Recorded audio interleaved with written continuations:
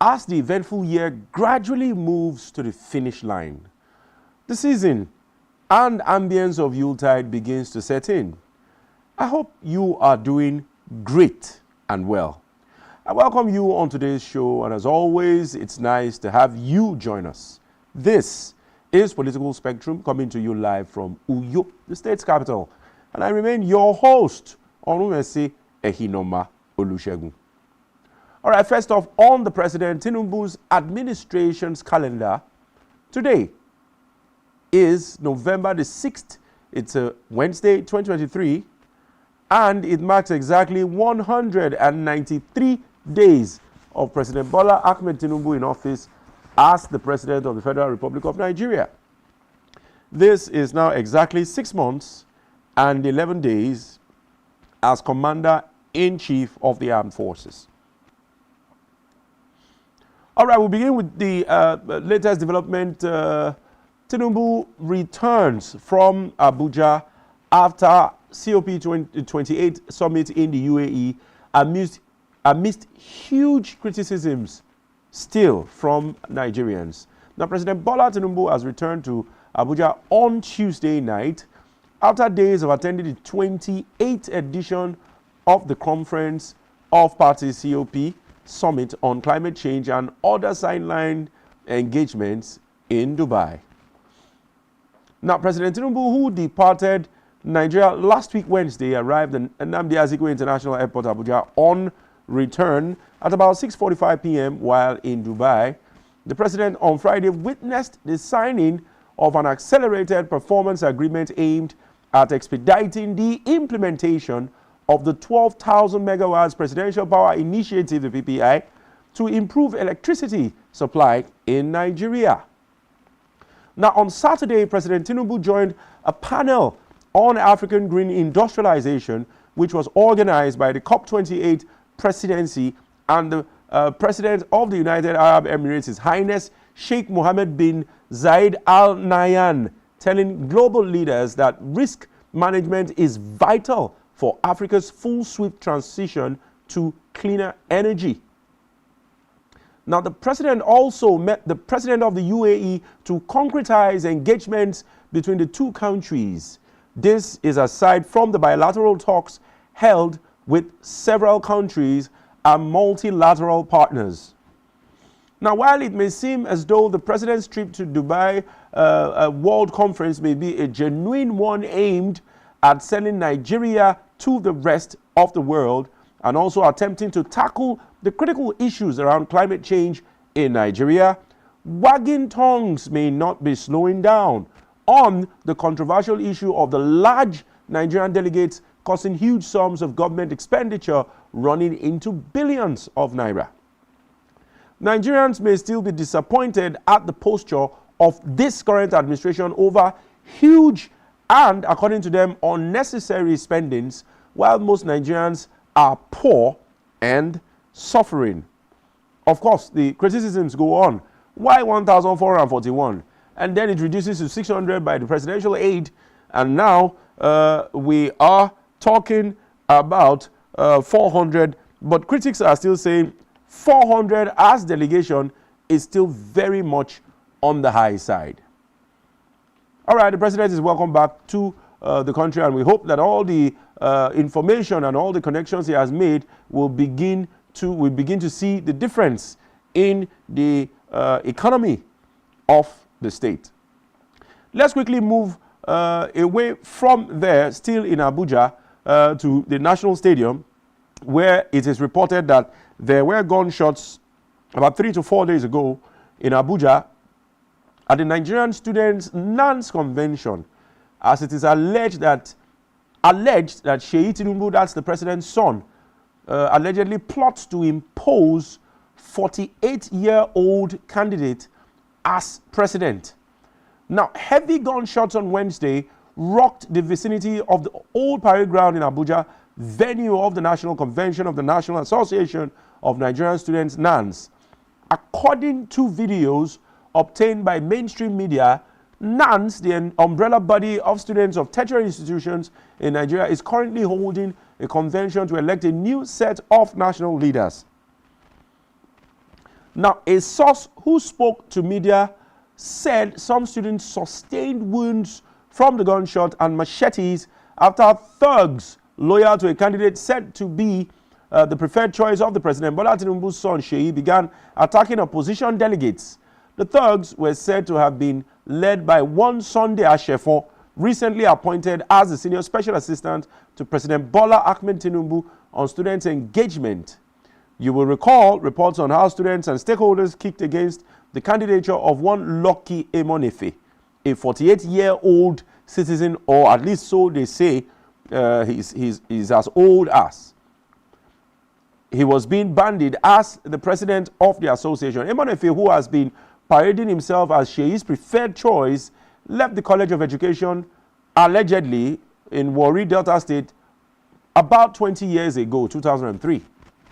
Now, as reported by media sources, it was learned that some politicians had raised millions of naira to influence the ongoing election and support his candidature. Now, he quotes, "It's extremely shameful to see old men who should rather be more concerned about the lives and welfare of their wives and kids fighting for positions in the National Association of Nigerian Students, NANS." A student had complained while speaking with the press.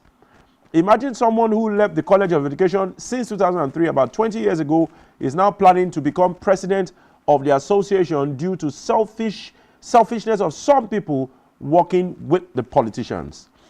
Now, we were able to get some video feed of the gunshots in the old convention arena. I don't know whether my producer has it. Let's play that video first, and then we go back to the one that the outgoing NANS president made his own personal comments. Than this, but I can't. But ahead of me, this is smoke from a tear gas shot by police. The smell is everywhere here.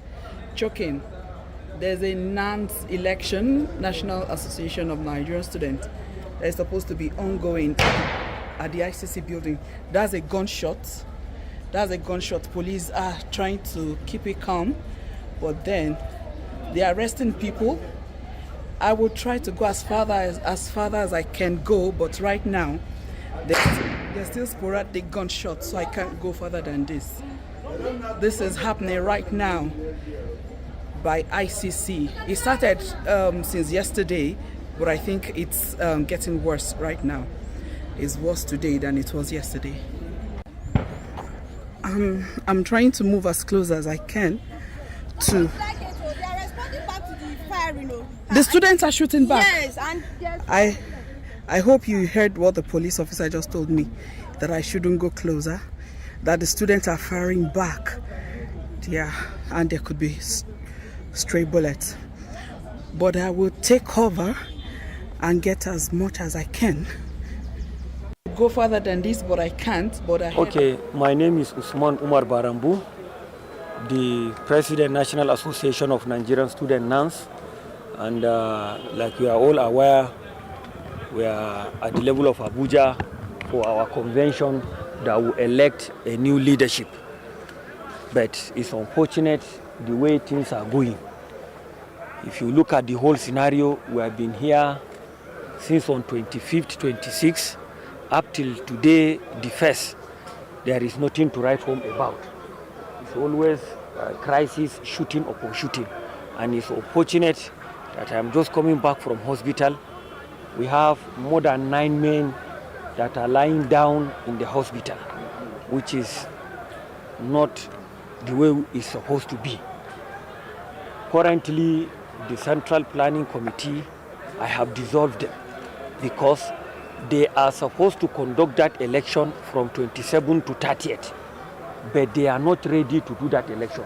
We have Constitution guiding us.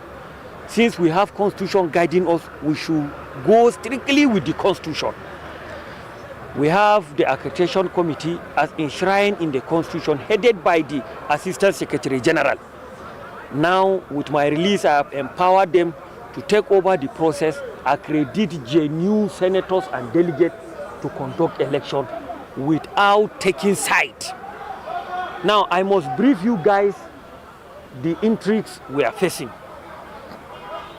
There is a video that I will share with you people whereby some of the government officials are beating their chest that they must put in my successor. We don't have problem with that, but at least let the election be free, fair, and credible.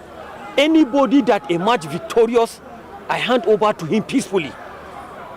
It's unfortunate. You will see our student being shot with live ammunition. It's very bad. So I am addressing this media today to tell the whole world that they should come to our rescue. That the way we are seeing things, some people are bound to kill a lot of students. Some of you escorted me to the hospital and you saw what happened. You saw my colleague student lying down helplessly. I'm calling on the president of the country, Asiwaju Bola Ahmed Tinubu, to please, as a matter of urgency, intervene in this crisis before it escalates. That is what is happening currently. They have been bragging, mentioning a lot of names, lying that is from him, that the directive is coming from him. We know him, he will not give such a directive. So we are calling on him to intervene in this issue, to intervene in this crisis. This is student election. We have our standard, we have our constitution. They should allow the constitution to work. They are lying that they have government backing, they have the president backing, they have this backing, they have that backing. We have live videos, we can share it to people. Some people bragging that they must produce president of NANS. Like I said earlier on, we don't have problem with that, but let the process be free, fair, and credible. That is all what we are saying. That is all what we are saying. Let Nigerians come to our rescue. I am the president and I am begging all the stakeholders of this organization to come and rally around. We have constitution, let's use the constitution and conduct this election. All right, there you have the two major video clips. The one on ground on that day about 3-4 days ago, and then the complaints from the outgoing president of NANS saying clearly on national TV that he is quite sure that some politicians are bragging that the next person who's going to succeed him will be under their control. And of course, if you've read some of the news blogs, especially the ones on mainstream and social media, you'll find out that a lot of allegations or accusing fingers are being pointed to the son of the president, Mr. Seyi Tinubu, although we have not been able to validly ascertain or to confirm the veracity of those allegations. But we keep our fingers crossed. They say from every rumor, there's an iota of truth. Now, another student added, this same man, that's Emonefe Moses, his wife is a serving councillor under PDP in Delta State. She is serving her second tenure. So, you can guess his age. He is supported by the Delta State government machinery over this. But in Abuja, he is claiming to be an APC member after racketeers led by Ashefo collected millions of naira from him and sold him to Seyi Tinubu as APC candidate for NANS president. Now, they came here and started shooting anyhow and attacking delegates who are not in Lucky's support. Now, our newsmen had gathered that about 7 other aspirants were contesting to be president of the Students' Association. And the last of this is not yet heard of. We'll keep you updated on that rather shameful event. It's as if the students can hear clearly and they are taking fast after the politicians in very terrible antisocial behavior. In fact, recently we heard that the SUG president of a current very known university, I will not mention the name of the university, has close to about 20-something special aides. What are you doing with 20-something special aides as SUG president? So they are clearly mimicking the ones before them. And God really help us, we pray.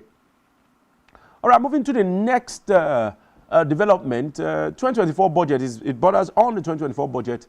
Tinubu and Shetima's aides, that is special advisors, senior special advisors, ministers, and all that. Tinubu and Shetima with aides are purportedly to spend 15.96 billion on local and foreign trips and more on other personal expenses.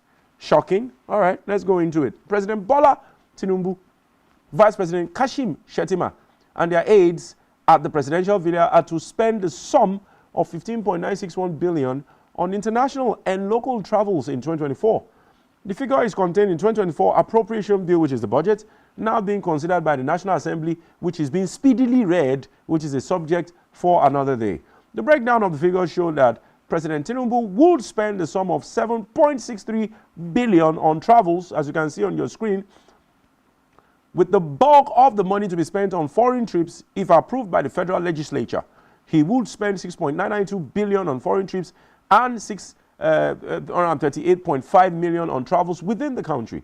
Similarly, Vice President Shettima will spend a total of 1.84 billion on international and local travels. According to the budget proposal, he will spend 1.3 billion on foreign trips and 619 million on local trips. Another 6.5 billion was provided for Villa headquarters international and local travels. It consisted of 6.3 billion for international travels, 698 million for local travels for training, and 140 million for local travels also. Now, the Villa headquarters was allocated 40.62 billion in 2024 federal budget that is still being in the House, with a capital vote of 12.49 billion overhead, 10.34 billion, while personal receiving 163 billion. Now, routine maintenance of mechanical electrical installations, 9 billion naira. Annual routine maintenance of the mechanical and electrical installations in the villa was allocated at 9 billion, while another 4.5 billion was set aside for Julius Berger liabilities on routine maintenance for 2022-23 and work as directed. Now, the construction of office comes for special advisors and senior special advisors was allocated the sum of 3 billion. Now, provision for the acquisition, renovation, rehabilitation, and furnishing of State House Annex. Let us now see how much will be spent for vehicles. Follow me. Despite the budgetary provisions for operational vehicles in 2023 supplementary budget, recently another 4 billion was allocated to operational vehicles, while another 2 billion was provisioned for SUVs. Now, another 5.1 billion on food, honorarium, computers, others. Tinubu himself and Shettima are to spend the sum of 5.1 billion on foodstuffs, miscellaneous, honorarium, refreshments, and repair of fixed assets, as well as on acquisition of computer softwares in 2024. I beg your pardon. Now, the breakdown of the figure showed that the President Tinubu will spend 254 million on foodstuffs, while his vice Shettima will spend 348 million on foodstuffs and catering material supplies. The sum of 430 million is budgeted for State House headquarters for the same purpose within the 2024 budget cycle. Now, President is expected to spend the sum of 219 million on miscellaneous expenditure, and in the same period, the Vice President will be spending 187 million also on miscellaneous items. Similarly, the State House headquarters will be spending the sum of 2 billion 540 million naira on miscellaneous in the same period. Further breakdown of the figure shows that President Tinubu will be spending 152 million on honorarium and sitting allowance, whereas the Vice President will be spending 67 million on the same item, that's honorarium and sitting allowance. For the State House headquarters, the sum of 365.8 million is budgeted for honorarium for the entire State House. Now, the sum of 650 million has been proposed to be spent by the President on repairs and rehabilitations of fixed assets, while the sum of 103 million is expected to be spent by the Vice President on acquisition of computer softwares. Now, there you have it on the screen. The breakdown of the 2024 appropriation bill as per foreign trips, local trips, and other personal items running into billions. And the first question that comes to your mind is this exactly how we are making government spendings less? Is this how we're reducing the cost of governance? Well, ours is to raise the report and probably raise the questions. You be the judge. Let's quickly move back to the unfortunate incident that happened in Kaduna that doesn't seem to be going away. It happened 3 days ago. We also ran with the story, I think 2 days ago or thereabout, just shortly after it had happened. A Kaduna village bombing. Now, the results or the total number of deaths have changed again because there are allegations now that it is even more than 120 dead. Now, villagers allege military also bombed them twice, and army takes responsibility. Now, survivors of the accidental bombing of Tundumbiri in the Igabi local government area of Kaduna State on Tuesday said they were bombed twice by the Nigerian army. It was also gathered that the death toll from the incident had increased to 120 as officials of Amnesty International who visited the affected community confirmed the increase in the death toll. Now, a drone strike intended to flush out terrorists had on Sunday night accidentally hit civilians during a religious celebration at Tundumbiri. The Chief of Army Staff, Lieutenant General Taurid Lagbaja, has visited Kaduna State days after the deadly military airstrike that killed at least, they claim it's 85, but we are getting feelers now. There is more than 120 people, and injured several others, almost about twice the same amount. Now, the Army Chief's move was also for an on-the-spot assessment of the community and to condole with the families of the victims. Now, Sunday's incident is one of the country's deadliest military bombing accidents. Earlier, the Army acknowledged one of the drones aimed at armed groups had accidentally struck the village as residents were celebrating a Muslim festival through the Army. Though the Army did not give any casualty figures, residents had said for the more than 120 people, many of whom were women, children, had been killed. It also said its drone was a routine mission that inadvertently affected members of the community.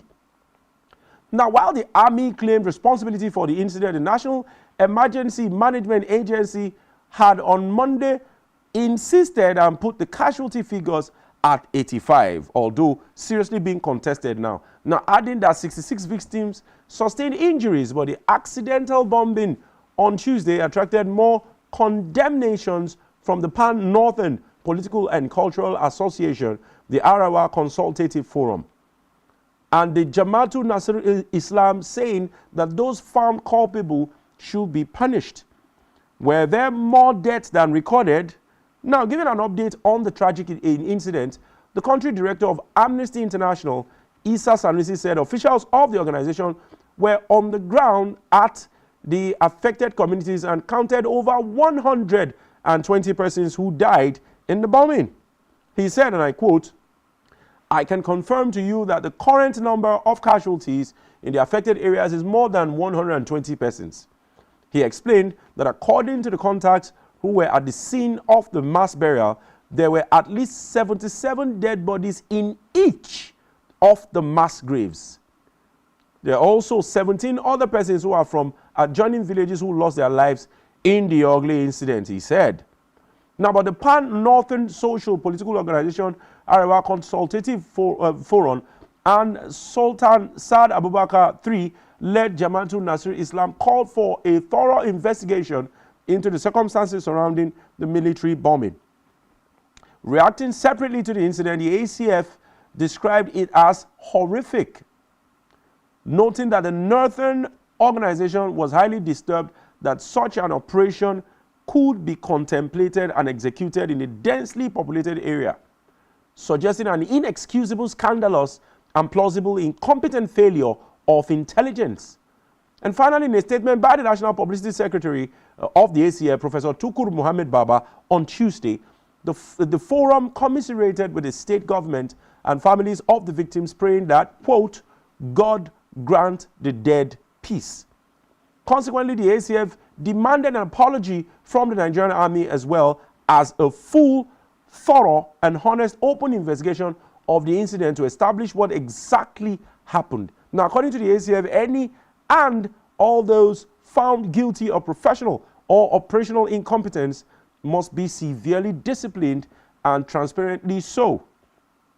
Now, the chairman of the Northern States Governors Forum and governor of Gombe State, Muhammadu Yahaya, expressed deep sorrows and heartfelt condolence to the families of the Maulud celebrants. Yahaya on Tuesday extended these condolences to the government and people of Kaduna State, describing the loss of innocent lives as a heartbreaking tragedy on the spot. Now, let's take a look at some of the videos.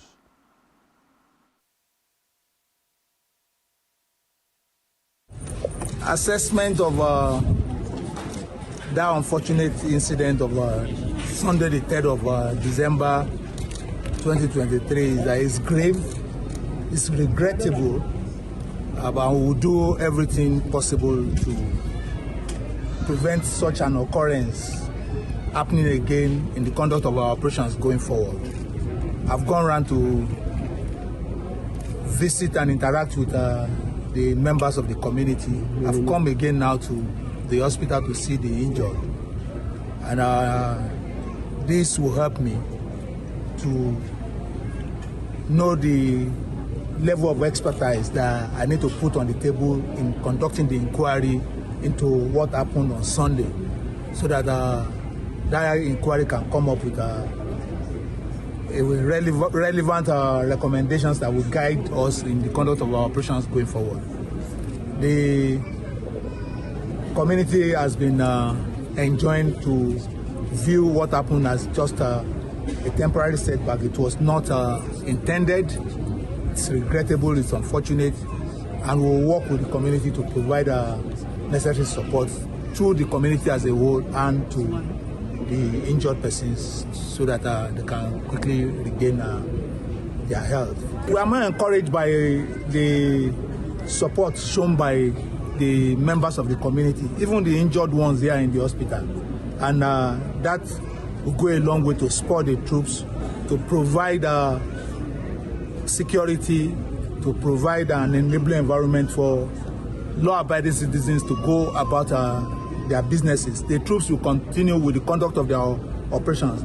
What we need to do is to fine-tune our operations such that we do not have this kind of lapses that will lead to unfortunate loss of life. My assessment of... All right, that was Chief of Army Staff, Lieutenant General Taoreed Lagbaja.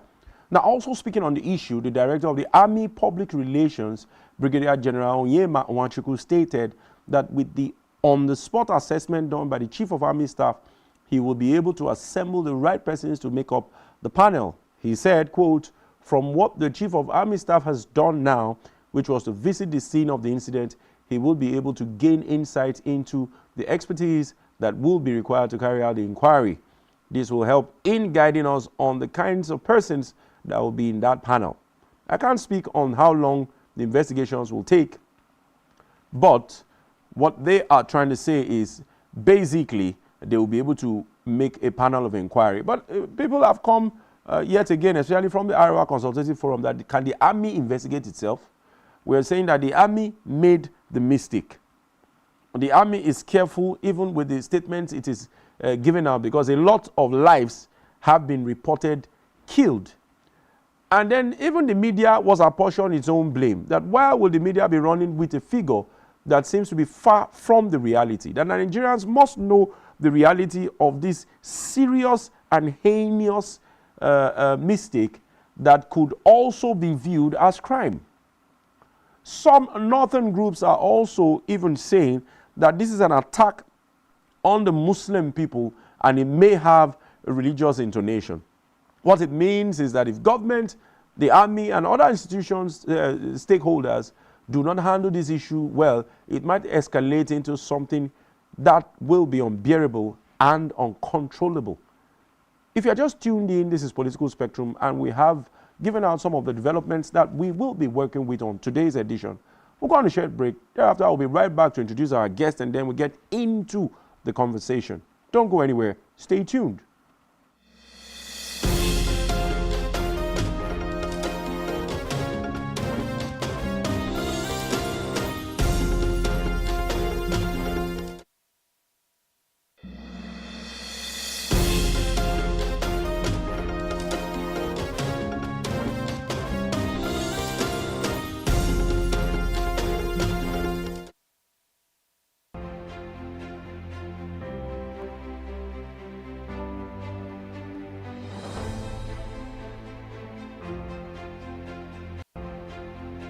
Okay, my name is Usman Umar Barambu, the President National Association of Nigerian Student NANS, and like you are all aware, we are at the level of Abuja for our convention that will elect a new leadership. But it's unfortunate the way things are going. If you look at the whole scenario, we have been here since on 25th, 26th, up till today, the 1st. There is nothing to write home about. It's always crisis, shooting upon shooting. And it's unfortunate that I'm just coming back from hospital. We have more than 9 men that are lying down in the hospital, which is not the way it's supposed to be. Currently, the Central Planning Committee, I have dissolved them because they are supposed to conduct that election from 27th to 30th, but they are not ready to do that election. We have Constitution guiding us. Since we have Constitution guiding us, we should go strictly with the Constitution. We have the Accreditation Committee as enshrined in the Constitution, headed by the Assistant Secretary General. Now, with my release, I have empowered them to take over the process, accredit genuine senators and delegates to conduct election without taking side. Now, I must brief you guys the intrigues we are facing. There is a video that I will share with you people whereby some of the government officials are beating their chest that they must put in my successor. We don't have problem with that, but at least let the election be free, fair, and credible. Anybody that emerge victorious, I hand over to him peacefully. It's unfortunate. You will see our student being shot with live ammunition. It's very bad. So I am addressing this media today to tell the whole world that they should come to our rescue. That the way we are seeing things, some people are bound to kill a lot of students. Some of you escorted me to the hospital and you saw what happened. You saw my colleague student lying down helplessly. I'm calling on the president of the country, Asiwaju Bola Ahmed Tinubu, to please, as a matter of urgency, intervene in this crisis before it escalates. That is what is happening currently. They have been bragging, mentioning a lot of names, lying that is from him, that the directive is coming from him. We know him, he will not give such a directive. So we are calling on him to intervene in this issue, to intervene in this crisis. This is student election. We have our standard, we have our constitution. They should allow the constitution to work. They have been lying that they have government backing, they have the president backing, they have this backing, they have that backing. We have live videos, we can share it to people. Some people bragging that they must produce president of NANS. Like I said earlier on, we don't have problem with that, but let the process be free, fair, and credible. That is all what we are saying. That is all what we are saying. Let Nigerians come to our rescue. I am the president, and I am begging all the stakeholders of this organization to come and rally around. We have constitution, let's use the constitution and conduct this election. Everybody should go home peacefully. That is what is happening currently. No, can you just give us the number of students that have been hospitalized so far?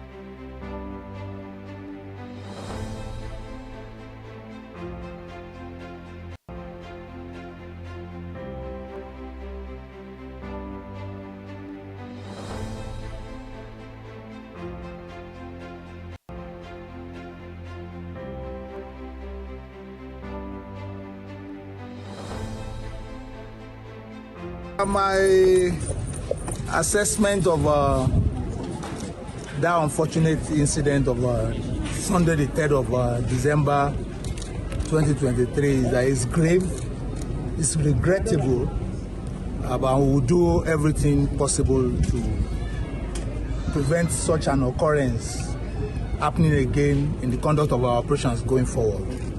I've gone around to visit and interact with the members of the community. I've come again now to the hospital to see the injured, and this will help me to know the level of expertise that I need to put on the table in conducting the inquiry into what happened on Sunday, so that that inquiry can come up with relevant recommendations that will guide us in the conduct of our operations going forward.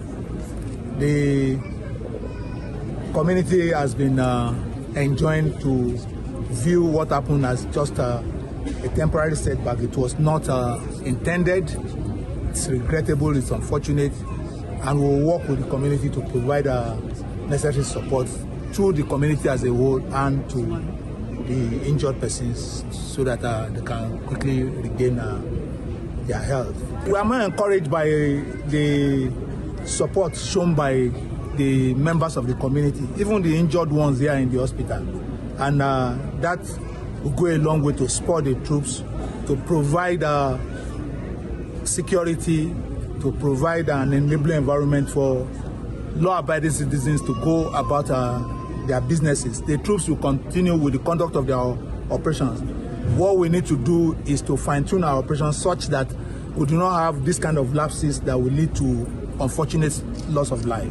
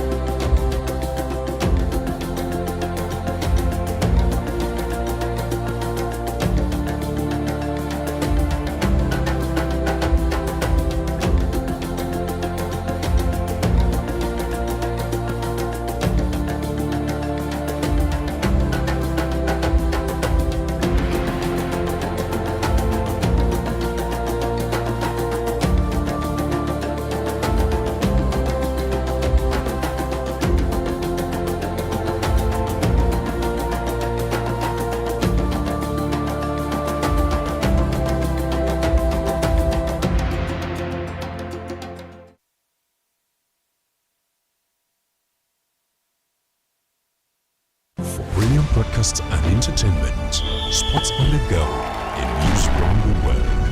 Watch Spectrum TV on StarTimes DTH Channel 421 and free-to-air frequency 12733. Visit our website, spectrumtvlive.ng. Spectrum TV, broadening your horizon.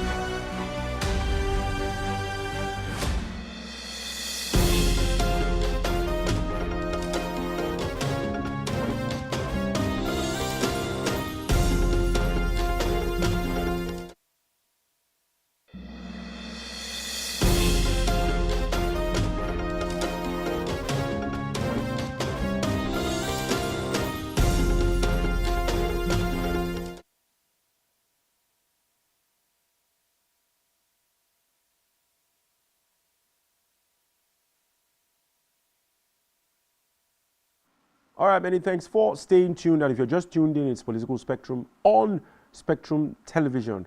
Real quick, getting into the major issues about the conversation. I have joining me from Lagos virtually, Mr. Victor Anilaju, who is an entrepreneur and a social commentator. Mr. Victor, good day to you. Morning. Thank you for having me on. Due apologies for the slight delay. We had to tidy a few things before I got back to you. How is Lagos this morning? You know, I always ask you, how is Lagos this morning? Lagos is calm.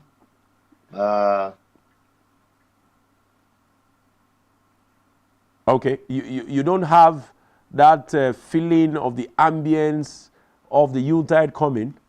I know the rains have stopped for all majority of the parts of Nigeria. Is it same with Lagos? We're on it. We're moving forward. Okay. All right, let's start with the first. Let's start with the National Association of Nigerian Students Development. Of course, you saw the video, or you may have seen the video, where a lady was doing her commentary talking about live ammunitions and gunshots at the Abuja Arena, Brigade Arena, where we are, or we're supposed to have the Nigerian Association, National Association of Nigerian Students election for a new, management or a new union that will be heading it. The NANS is an umbrella body for all tertiary institutions, whether university, polytechnics, colleges of education, maybe even technical and business schools also. It's an umbrella body where they have some representatives that relate with the government in the interest of the Nigerian students. So, there is this common knowledge that NAN's unfortunate incident is still on the front burner of issues. There are allegations that Sheyi Tinubu, the son of the president, may want to be in control, thereby is sponsoring a man people see as too old, 48 years, to be in student unionism. Now, I want you to comment on this. Okay, first, I want to say this is not new. Excuse me. This is not new. The NAS convention, at least I attended NAS convention 2002 in Benue, Makurdi. It was the same issue of gunshots, threats. This has been how the NAS convention always end up in crisis, gunshots, and the rest. And in most cases, just like you said, there is always a political undertone to it, especially when some of our politicians are trying to infiltrate into the NAS body, which is the National Association of Nigerian Students. So it has been like this for years, and the government have done nothing about it. And one of the reasons is because they also benefit from the whole rubbish that takes place in that. But I would just say that I think I want to suggest that the government rise up and come up with a structure that can help us coordinate the student union. Right? It's not like the student union are imitating the politicians. No, in fact, it's even the politicians are imitating the student union. Most of our senators and House of Rep members and governors today have once been a member of the student union government in different levels. So this one is not different. This is how NACS organized. I'm not saying NAS, but there is always this constant infiltration of politicians into the NAS system, and it always creates commotion and crisis. You could I could remember far back, over 20 years ago, I was in NAS convention in Benue, and we experienced this same saga, gunshots, guns everywhere. But it's a sad story. It's a sad one, and I want to hold the government responsible for this, because I feel that with this continuous occurrence, the government would have taken an initiative to make sure they create a proper forum where the student can elect who becomes their president. Yeah, by maybe providing a proper location, making sure those locations are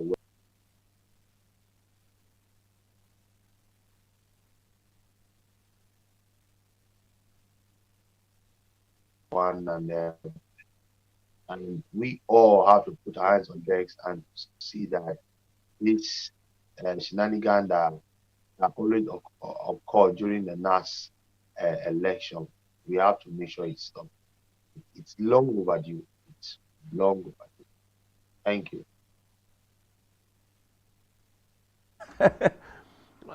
You say it is not the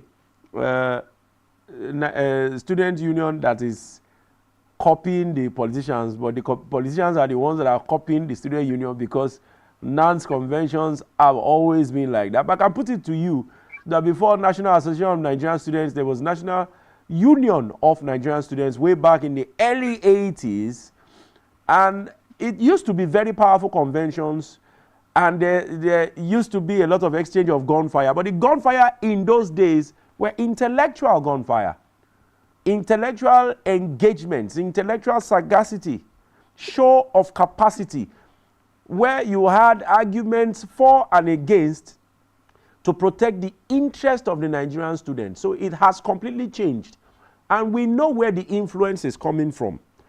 If our political processes have gotten to the level where it becomes a do or die affair, I can assure you that the student union and the student politics is fast learning from it. I gave you an example, a very notable federal university. This one, it wasn't that I saw it. It's a school I know. Recently conducted an SUG election and had a male as an SUG president.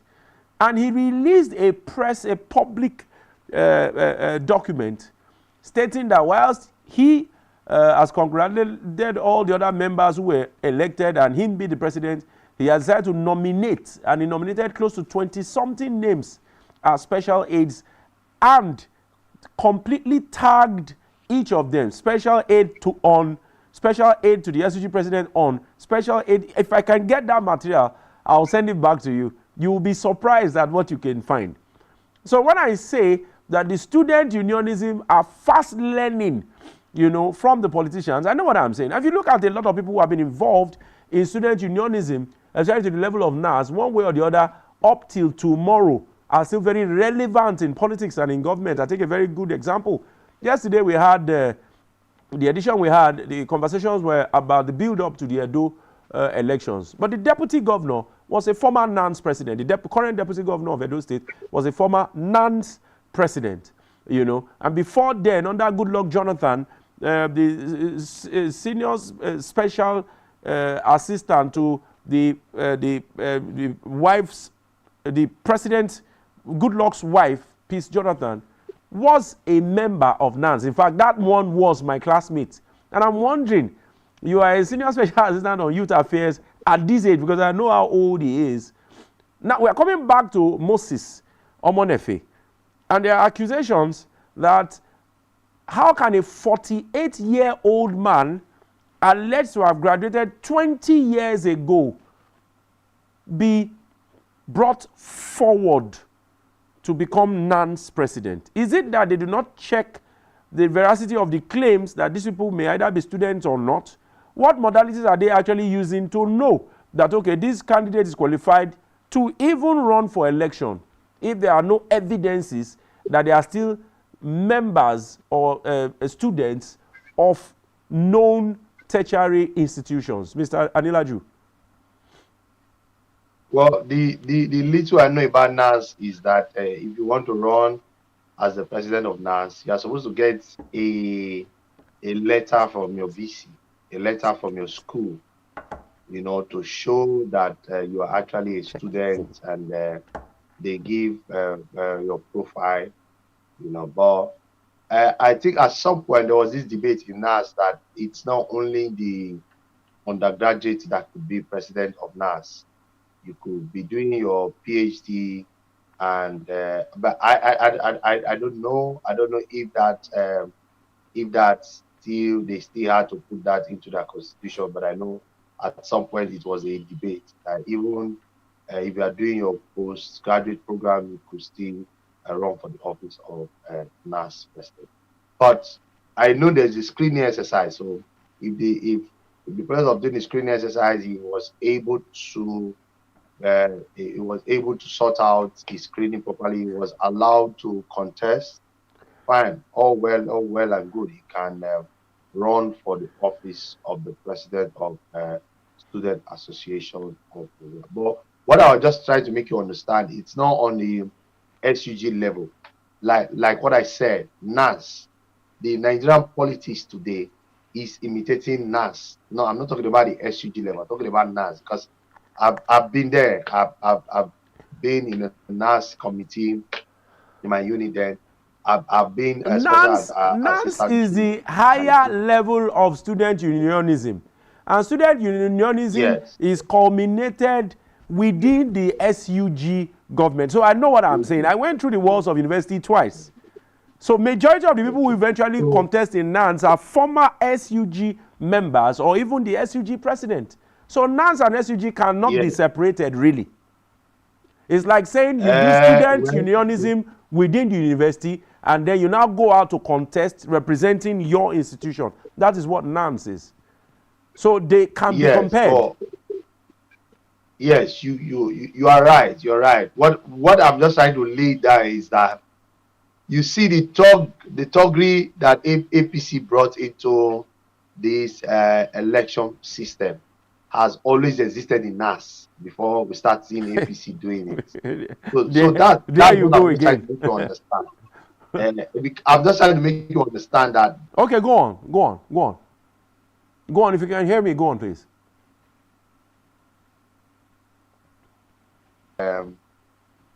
NAS has always been known for organizing this kind of riotous, or if there's any English like that, riotous is very correct. Yeah, convention. So you see students coming for NAS convention, you see them inside their buses and with a lot of guns. I've experienced a lot of NAS convention, so I know. I don't want to mention a particular school, but I will not exempt ECPOMA. ECPOMA those days used to come with buses full of guns, and they scare people away. The people even delegates that came to vote cannot even vote, and before you know, they will announce somebody as the winner. Just like what we saw, what APC did during the last election. That has been a NAS system. So what I'm trying to say now is that it's not a shame to the federal government that they cannot come in and help the students build a proper process. But if you cannot give what you don't have, the APC-led government don't have a proper electoral processes. So I do not expect less. Okay. There are allegations that even the imbroglio or the sudden impasse within the convention there are allegations that is sponsored even by the president's son, Seyi Tinubu, who is trying to force a 48-year-old on the leadership of the NANS. I want you to comment to that too. But it's not strange. Always I told you, anywhere you see political unrest, political tugging, know that APC is behind PC. It's actually a product of APC. The APC-led government are always known for doing such tugging, political unrest, try to infiltrate, bribery and corruption, bribe the electoral process, because they don't have the power to win any credible election. So what they have power to do is to bring in tugging, bring in chaos, bringing commotion, and as soon as they create that commotion, they will go ahead and announce that their candidate have actually won the result. It's not strange. At least what do we expect? You know, everybody will want to have the president of NAS under their payroll or under their control. But I will always say, when you are doing the right thing, I don't think you need talks to win an election. Okay, Victor, you just alluded to the fact that you have been to quite some number of NANS conventions. So possibly you have a good knowledge of how the NAS works and how government applies them. What do you think are the benefits, you know, that are accrued to that office, which consequently becomes the major reason why it has become a do or die affair to be president of NANS? I used to have a friend, we graduated about 12, 13 years later was when he became an active member of NANS, and eventually he contested in a very, very brutal election too that created factions. I don't want to mention his name. But what do you think are those benefits? It's all about political benefits. So the politicians always use these student leaders for their campaign, for their rallies, for even a situation where, let me tell you why presidency are so much interested in controlling the NAS is, if the student decide to go on a protest today, it's achievable.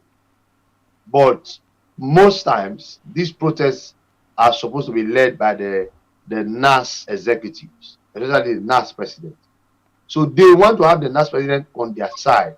So even if they are making decisions that will make the student go on protest, the NAS president that is on their side will not allow the student to go. It's just a way of them to infiltrate into into the system, into the student community. Don't forget, at some point in Nigeria, during Abacha's regime, the students were the leaders of protests. They were the front burner of protests. Yeah, I remember those days of Daniel Kanu. He was 23 years then. Yes, I remember. Yeah.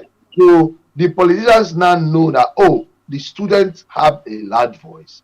They have the population. They have the numbers. They have the capacity to withstand government. So government now felt, okay, fine, we need to cripple them.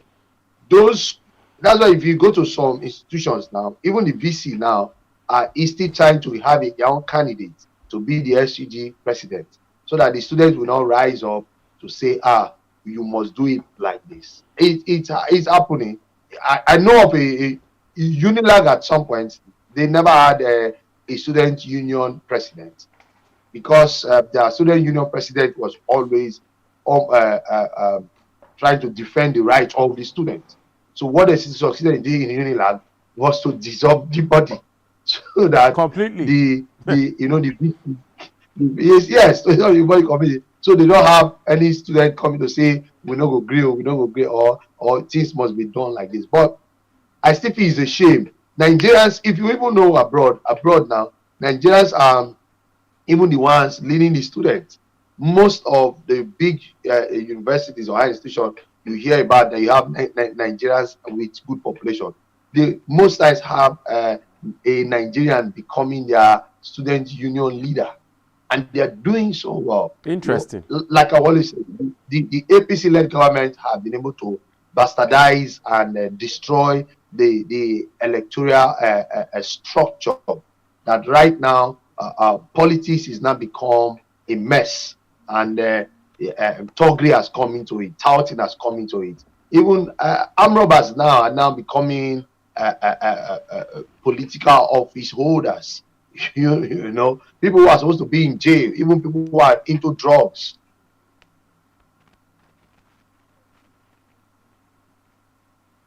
How really pathetic. If you can hear me, please let me know. Political space. Okay, people who have record of crime are even occupying political offices, and this is under the watch of the APC.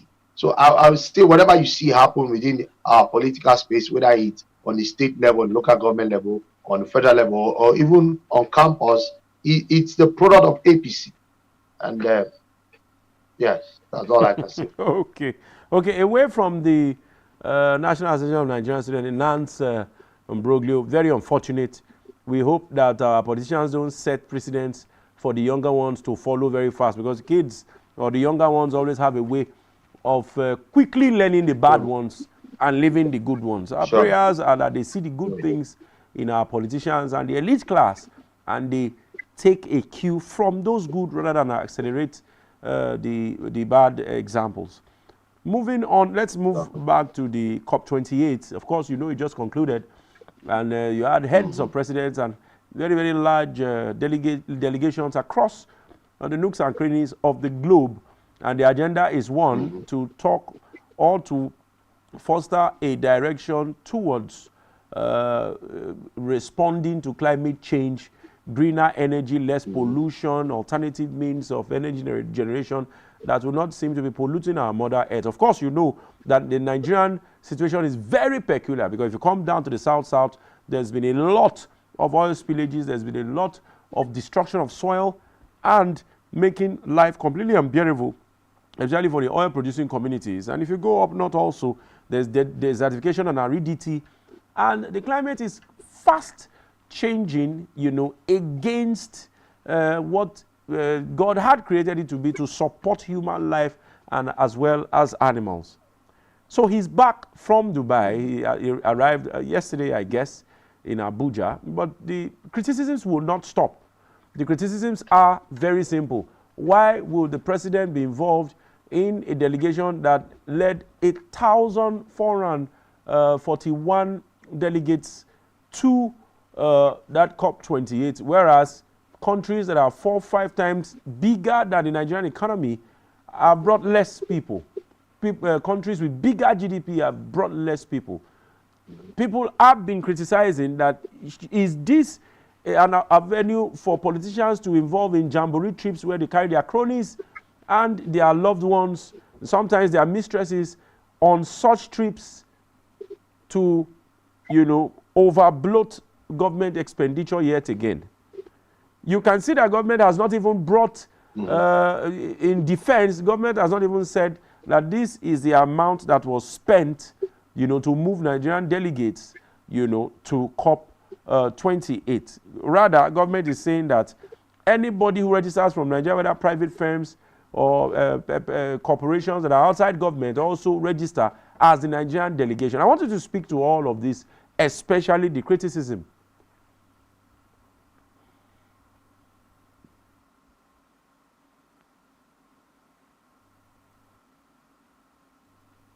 Yes. So this issue, to me, I don't have a problem with the number of delegates. I don't have a problem with the number of delegates. I have a problem with how much was spent, because this same government can still take 100 people down there and still spend the same amount. I have a problem is, who are these delegates? What do you mean by that? what do you mean by can take 100 people against 1,400 and still say it spent the same amount? Mr. Victor, yes, I don't know. Mr. Victor, are you being serious right now? This is a very serious program. It's not comic. It's a very serious program. I'm not. I'm telling you the reality of the APC-led government. APC would have still taken 50 people and tell you that this is the amount we spent. The truth about it is that the APC-led government knows that Nigerians did not voted them into the presidency. So they have that liberty, a free liberty to make any decision. So a government that can take fuel price from 180 naira to 700 naira, you think we bother about what Nigerians are saying?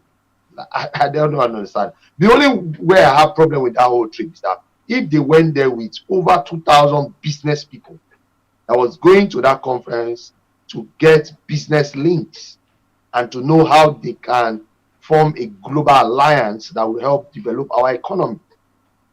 Even if he wants to go with 10,000 people, I don't have a problem with that. But who are these delegates? Are they business people? Are they professionals? Are they people who can bring us good deals? Who can bring us good jobs? Are they people who have been trained for a specific assignment. Either are you going there to spy, or are you going there to negotiate or something? That's the whole angle that they are not giving us the profile of the people they sent. They did not tell us what was the agenda, what was the ambition, what were they going there to achieve, why were they there. Another question I asked: does the president needed to be there? Right? We have pressing internal issues here. That conference would have been attended by other delegates that could be able to bring us some good deals. Our president is not really like a business person. He's not a businessman, you know. So, and if you ask me, I just feel that we had an opportunity to do the right thing, but we'll end up doing the wrong thing. You know, such kind of event, we should have more of our business people, more of our entrepreneurs within that scope of discussion, attending such conferences. The amount that was spent was so extravagant, was so massively extravagant. But what do you expect from the APC? The APC-led government is one of the most expensive governments. APC-led government organized for us an election which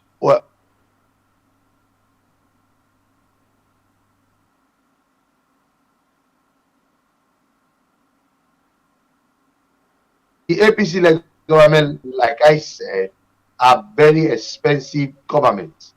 If you check the history of Nigeria, they are the most expensive government. Anywhere state you see APC, go and check their expenses as a government. You will find that they spend so much. Imagine the last election, we spent close to $500 billion to organize an election that was not still free and fair. That was the highest Nigeria has spent so far in conducting an election. So the amount that was spent, to me, it's not about the number. It's not about it, because look at what the president and his vice are putting in the president that they are going to spend right now.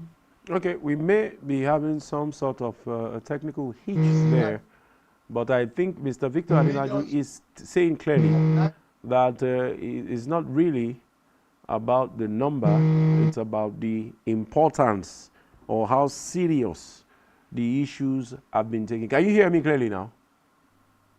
Can you hear me, Mr. Victor? I did not hear what you were saying. Okay, are you sure there is? Are you sure you don't have a device that is ringing very close to you, because it's distorting our conversation? Okay, I want you to land on that final point before we go into the unfortunate incident in Kaduna. Go on.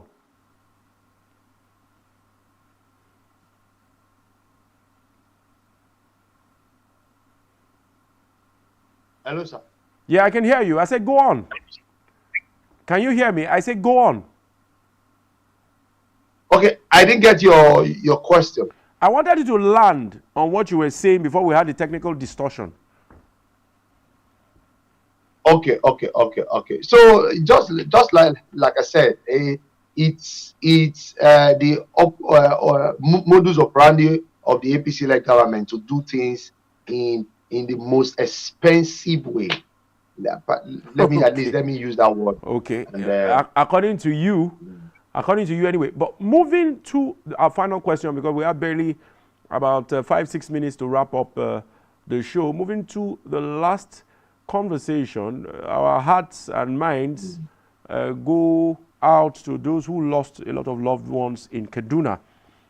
Yet again, Army has struck. And by our calculations and reports, we have discovered that in the last 3-4 years, this thing has happened up to almost 3 or 4 times in different places, and it has happened in Kaduna before. Because of course, we know the Kaduna is the seat of the Defense Academy and a lot of military installations there. But here's Army striking, the citizens they are supposed to be protecting. And that has become a very serious issue. Now, the Nigerian Air Force was the first to deny that they never had anything to do with it. Later, the Army came out, took responsibility, and said it was a drone attack meant for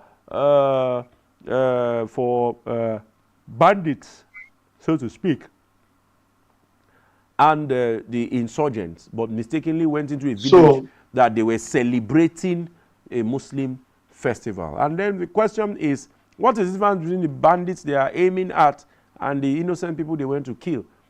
Yet again, they ran with the figures that people that died were not more than 85, whereas people on the scene at the site has said that the dead toll has moved to above 120 persons and still counting. And several people are in the hospitals battling for their life, and they are not sure whether they are going to come out alive, badly and seriously injured. What is your take on the whole of this issue as we begin to wind down on the show? So my sincere condolence to the families of the people who lost their life in that terrible and horrific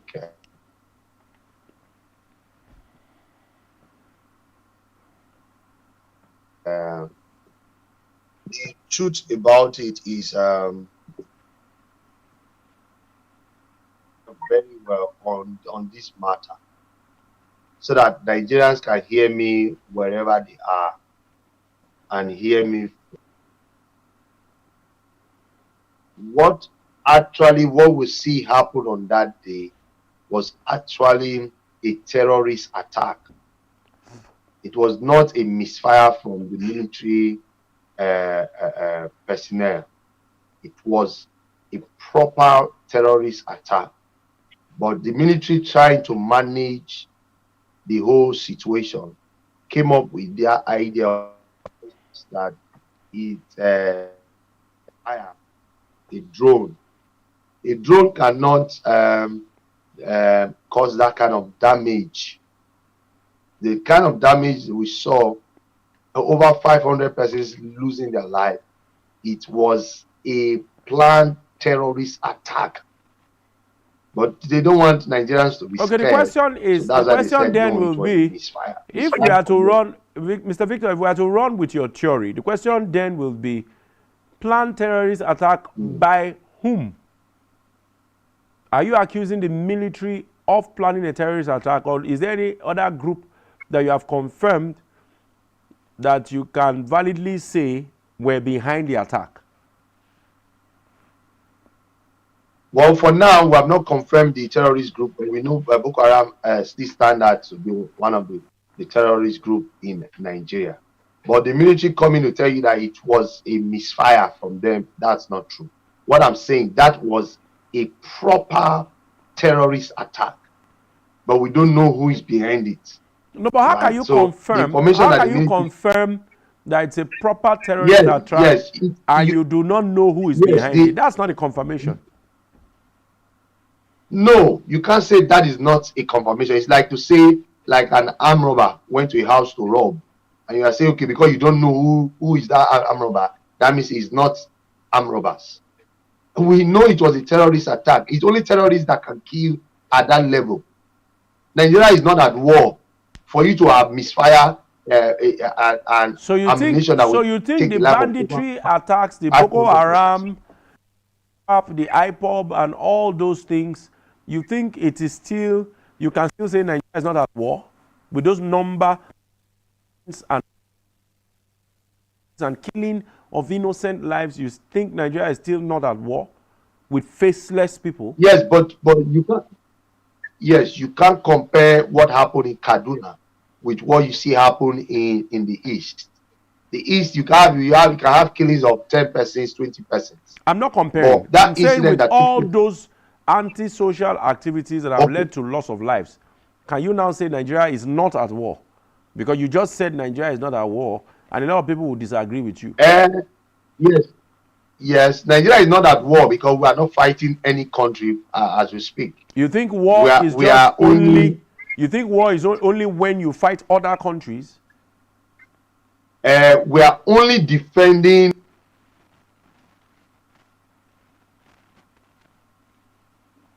Okay, Mr. Victor, if you can hear me, let's just wrap up. You have barely about a minute or our two territory to wrap up. Yeah, go on. Right. Yeah, we are protecting our territory. That's what we are doing right now. Whether we're having issues with Boko, what's it called, agitators, that it's still not war. That's not war, right? What I mean here is that what you saw that took place in Kaduna was a terrorist attack. was not a misfire. I've said it before, from the military. The military are just coming to manage the situation by telling us lies, right? So that the Nigerians will not be scared that terrorists have come close, that so that for them to attack. But saying it was a misfire, that cannot be a misfire. When you see a misfire, you will know. A misfire cannot hit a crowd of people. You can't call that a misfire. Your drone did not see where to land. They not land inside the forest. They not land inside the desert. They not land on the street where you have like 10 persons and just chose to enter the midst of where you have crowd of people celebrate. Your drone was not fire on a day that is calm. Why will your drone chose a day where people are celebrating to go and fire? Now, if you are smart enough to understand what is happening in Nigeria, you will know that that was a terrorist attack in Kaduna. So instead of the military coming out to tell us the truth and start investigating, they want to tell us lie to dazzle the mind of the people why they do their investigation. But okay, I don't believe that we'll keep living in a country of lies. I believe that it's high time our politicians speak out and tell us the truth. Our military personnel come up and tell us the truth. Let's know the situation of the country as at today. Mr. Victor, so I must appreciate you for coming on the show. Our time is completely fast spent. I must appreciate you. Though a lot of people will argue that with you, that could be passed as a theory because there is no hard proof that it is a terrorist attack, especially when the army has come out to say, we made the mistake. It was the Nigerian military drone. But thank you very much for being a part of this show. And we hope that next time when we call you, you'll find time to join us. Thank you, Mr. Victor. Thank you. Thank you for having me. God bless Nigeria. All right. And God bless you too. And God bless Lagos. All right. That's about the length of talk we can take on our conversation segment of Political Spectrum. Remember, we'll be back here on the next edition for fresh developments. And you know that the conversation around nation building and deepening democracy is never exhausted. Engage us on all our social media platforms. Follow me at Austin Honor, one word, on X, and follow Political Spectrum at SpectrumT Online on X so that you're sure that we can lay hold of your opinions and comments. On to the next edition. Next time, I remain yours sincerely, Onwese Ehinoma Olusegun, saying, have a great day.